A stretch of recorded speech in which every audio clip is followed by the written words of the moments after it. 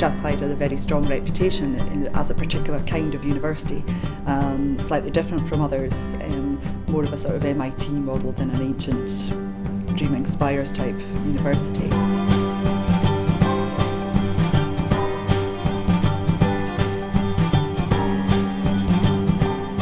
It's a very diverse community we've got here. A lot of international students at Strathclyde, students from all over Scotland, and also students obviously who live nearby who just commute in.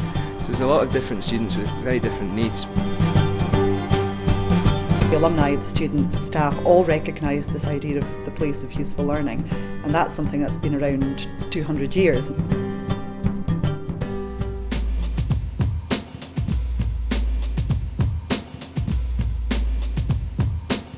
It's something for everyone really in Glasgow in terms of sport, culture, music, entertainment. There's all sorts going on. You've got the Gallery of Modern Art just a couple of minutes down the road from the university, which you find a lot of students wandering about in there if you've got a bit of spare time.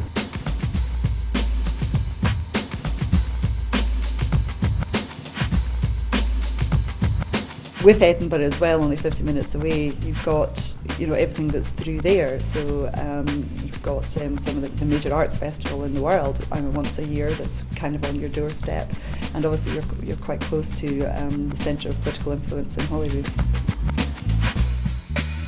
The other thing I should have mentioned is that it's easy to get out. You can be in the heart of Scotland's best countryside within 40 minutes of the centre of Glasgow.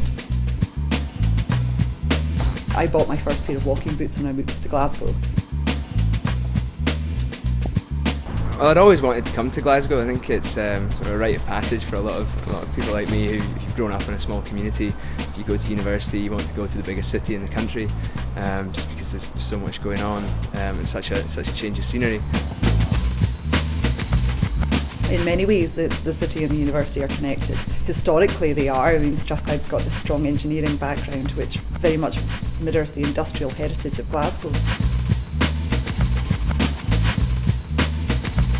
There's a real sort of no-nonsense, sort of hard work ethic about the university, which is sort of backed up by everyone having, the Glasgow sense of humour, which makes it all the better.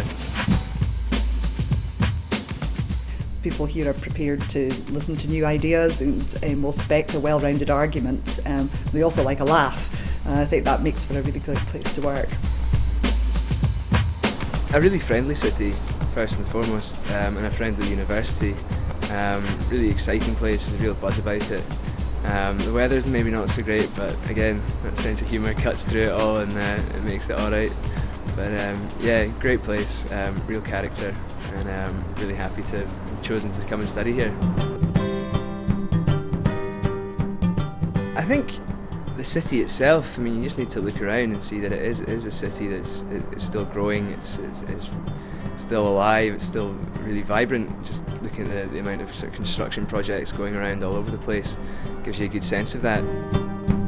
I think the university as well factors into that because we've got so many developments going on campus, a lot of investment going on in the infrastructure. And obviously, being right in the heart of the city, there's so many colleges round about as well. I mean, this Cathedral Street behind us, you can see that in the next 5-10 years becoming this real sort of focus of education in Scotland, and that's a really exciting thing to be a part of at the moment. I think you can expect people to be straightforward and friendly. I think it's an exciting time to be in Glasgow. We've got the Commonwealth Games coming up, and there's a lot of regeneration going on to the east of the campus, but also of course on the campus itself, so there's a chance to be really part of creating a new Glasgow.